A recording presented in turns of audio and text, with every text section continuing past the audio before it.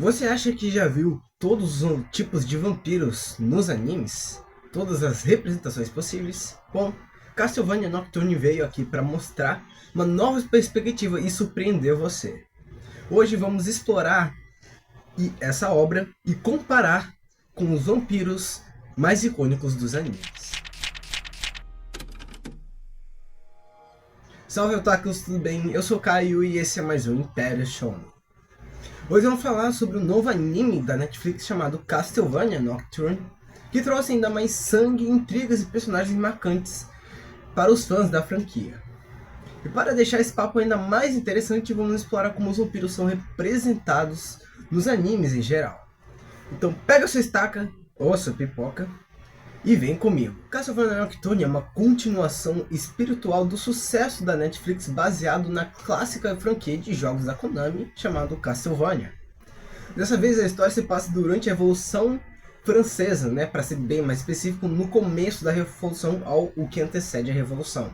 Tendo como o central da trama, o personagem central da trama, o protagonista dos jogos Dracula X ou Round of Blood chamado Richard Belmont. A série se manteve na mesma pegada em quesito de animação comparada da anterior, tendo uma animação mais fluida, é claro, tendo pequenos momentos engasgados, mas isso não dá nada, a fluidez sempre estando nítido, algo que os animadores estão de parabéns, a trilha sonora bastante empolgante, mas eu acho que ela poderia se inspirar mais nas músicas originais dos jogos, afinal de contas teve licença para isso, E uma coisa que estão bastante de parabéns é para a coreografia de lutas, Eles se inspiraram bastante nos jogos, isso está bastante claro, E isso fez com que cada luta fosse não somente única, mas explorasse as habilidades do personagem.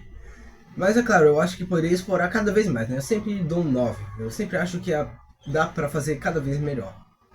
Mas estão de parabéns pelo jeito que foi representado e como foi representado os poderes, as habilidades, as armas de cada um dos personagens. No entanto, Castlevania Nocturne sofre de um pequeno problema, que é o quesito de fidelidade. Acontece que Castlevania Nocturne tem um sério problema quanto ao desenvolvimento dos personagens, um pouco sobre incoerência das leis do mundo, e um pouco também sobre incoerência de história ou ligamentos de história. Por mais que a série Nocturne esteja ligada à clássica série em que Trevor Belmont e Sypha Bernardes estavam lutando para caçar e matar o Drácula, muitas pontas soltas daquela mesma época, daquela história, se mantiveram soltas por aí. Por exemplo, o Drácula aparecer vivo no último episódio, o que aconteceu com Hector e Isaac, que são os forjadores. Muitas pontas soltas da história do anime passado se mantiveram soltas. E eu não estou falando dos principais personagens, que são o Belmont e a companhia. E já aqui em Nocturne a gente tem... Eles são bem desenvolvidos, principalmente na segunda temporada, eles têm um desenvolvimento maior, mas eu acho que o desenvolvimento poderia ser bem melhor explorado se tivesse se mantido a obra original, tendo como fidelidade o que veio antes dele. As características, a personalidade, a história do personagem dentro do jogo, sendo fiel à essência dele do jogo. A gente vê muitos animes, outras obras como o filme do Sonic e do Mario, porque como são mídias diferentes, jogos, animes e filmes são mídias diferentes, mangás também, são mídias diferentes em que para contar uma história você faz de maneiras diferentes. Não dá para contar da mesma maneira que você conta no jogo e no filme, vai ser basicamente impossível. Ou em um mangá e em um anime, ou vice-versa. É basicamente difícil, você tem que adaptar a maneira que funciona aquela plataforma, aquela mídia.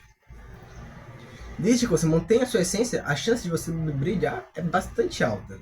Por exemplo, vou citar a série de One Piece, aqui da Netflix, que enquanto no mangá e no anime, a imagem do Garp, quem o Garp é, a relação dele com o Luffy é bem retratado de maneira mais arrastada e bastante longínqua, demorando episódios pra gente descobrir que o Garp é avô do Luffy e tal, e quem é a face do Garp. No anime, no primeiro episódio a gente tem, nos primeiros segundos a gente tem a imagem de quem é o Garp. E é claro, por mais que os episódios tenham durado umas horas, a gente já descobriu a relação. Pra quem não tá acostumado com a série com a história, né, que não conhece, para quem é novo em One Piece, acaba pegando rapidamente que Garp tem uma relação familiar com o Luffy. E algo que eu também estou aqui para dizer é que por mais que tenha feito isso, sendo bastante diferente, eles mantiveram a essência do mangá e do anime, retratando naquela mídia. É assim que se deve fazer, é assim que eles devem fazer com os personagens. Não estou dizendo em quesito de características físicas, mas estou dizendo a característica de história e de desenvolvimento dos personagens. Mas uma coisa que eu tenho que falar, sem dúvidas, é como Castlevania se diferencia também de vários outros animes ou mangás sobre a retratação dos vampiros. É claro, aqui os vampiros são mais ligados a como se fossem criaturas, monstros da noite normal, que tem sua sede de sangue, mas cada um tem uma história relacionada por trás, sempre tendo um backstory relacionado a alguma outra cultura ou religião. E isso é algo que ocorre bastante nos jogos da série Castlevania. Eles conseguiram representar bastante isso e mostrar em quesito de habilidade, de capacidade isso. Afinal de contas, não sei se você reparou, vários animes diferentes retratam vampiros de maneiras diferentes. Como, por exemplo, um anime que eu adoro bastante é Hellsing, que traz uma abordagem bem mais violenta e brutal, um estilo bem mais seinen, você pode dizer, sendo bastante focado na história, bastante focado no desenvolvimento dos personagens. E eles atrelam isso bastante também ao quesito artístico. Eles representam o que o personagem está passando, como ele está passando, e as habilidades do personagem totalmente diferentes, né? Focando mais na habilidade, por exemplo, o Alucard. O Alucard de Hellsing consegue, a partir do sangue dele, criar armas, usar o sangue dele como arma. Assim também ocorre com a Victorious. Porém, isso é diferente em outros animes. Inclusive, se você gosta também da série Hellsing, quer que eu traga aqui no canal, deixa aí nos comentários que eu vou dar uma olhada depois. E quem sabe pode ter um futuro vídeo aí falando sobre a série. Outra série em que Alucard também aparece, mas não esse mesmo, estou falando de Vampire Hunter D. Vampire Hunter D é um clássico anime para quem gosta também de vampiro ou de seinen, que se destacou, né, no final do século passado.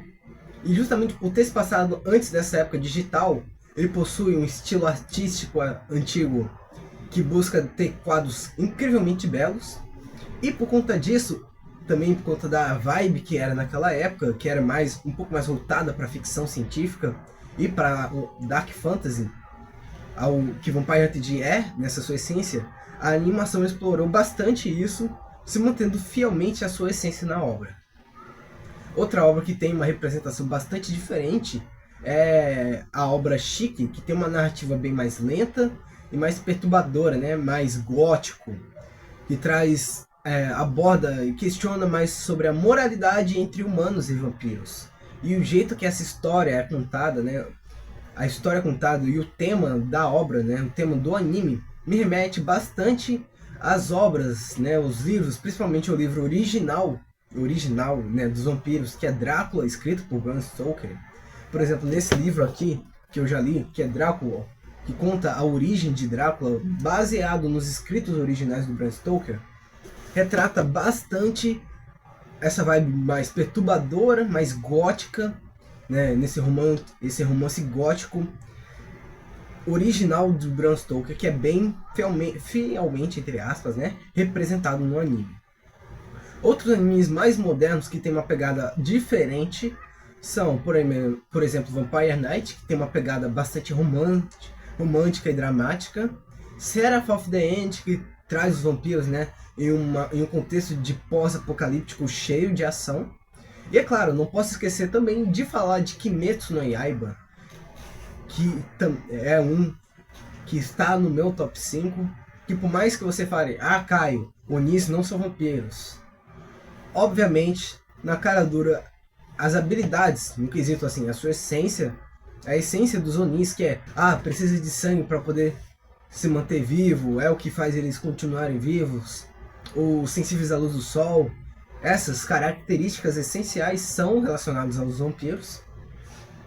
E justamente por conta, o maior diferencial de Kimetsu no Yaiba é é claro, a história de como os vampiros, né, os Oni surgiram, que vieram do Muzan Kibutsuji e tal, e é a partir do Muzan que surgiu milhares de Onis, e assim sucessivamente, né, igual bactéria se espalha rapidamente. E por conta disso, também as habilidades dos vampiros serem relacionadas à sua história, algo relacionado à sua história, ao seu sangue, à sua personalidade. O jeito que isso é explorado artisticamente e historicamente é bastante belo e bastante único. Outro anime que também faz isso é, querendo ou não, JoJo's Bizarre Adventure, né? A primeira e a segunda parte, né? Respectivamente dos protagonistas Jonathan e Joseph Joestar, em que os vampiros são apresentados, né?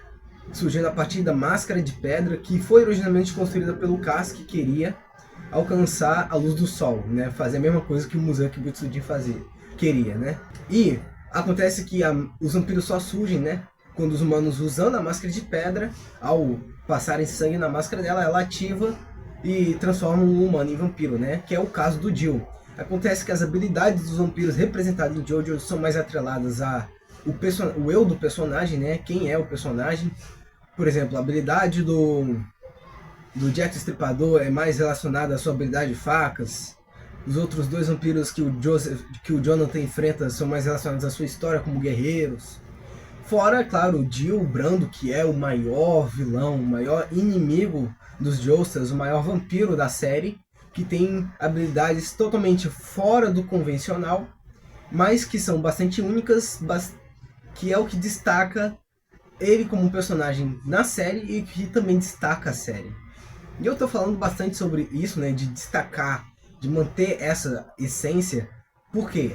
Porque mantendo a essência, que você aborda ela em outras mídias mais novas, você se espalha para a nova geração. Por isso que eu critiquei bastante Castlevania. Se o Castlevania ele adapta com base na essência dos jogos, ele vai pegar bastante pessoas, não só as pessoas que gostaram da série de Castlevania, que não é fielmente representado. É como se você focasse só numa bolha e não nos outros membros da bolha, não o pessoal que gosta de jogos e o pessoal que gosta de anime vampiro, mas não quer muito tanto, ou pessoas que só gostam de anime, né? Esse outro público-alvo. Se você concentrar público, você sempre vai ter esse público-alvo, mas é sempre melhor você buscar expandir. E para fazer isso, é bom você manter a essência do original, retratando de uma maneira mais nova, mais moderna, sem sair muito do que ele é, sem sair muito desse cerne, que vai ter um alcance enorme. One Piece fez isso, Sonic, Mario, Fallout fizeram isso, mantendo a essência do que eles são. E por que eu falo isso? Por exemplo, comigo foi assim, eu conheci Castlevania pela série. E eu assisti a série e falei, pô, vou jogar os jogos, né? E eu fiquei bastante viciado em Castlevania, né? Principalmente na história de Castlevania, e eu queria saber muito mais sobre. E por conta disso, eu fui encarar os jogos, e os jogos são difíceis pra caramba. Eu não sou acostumado a jogar Metroidvanias, e isso me aborrece um pouco, mas eu adoro Castlevania, o que é bastante irônico. E isso ocorre devidamente porque, primeiro, que os jogos são bastante antigos e não tem muitos jogos novos, né, Konami? Você poderia lançar jogos novos. E outra coisa é que existe bastante histórias dentro dos jogos de Castlevania, que por causa de como os jogos são feitos e são por serem datados, né? Essa geração nova não está acostumada, ela é mais Nutella, se você não entende. Não vai acabar se conectando muito com o jogo e, respectivamente, não vai se conectado muito com a história. Boa parte dos Castlevania são atrelados. A história depende do jogo e o jogo também depende da história.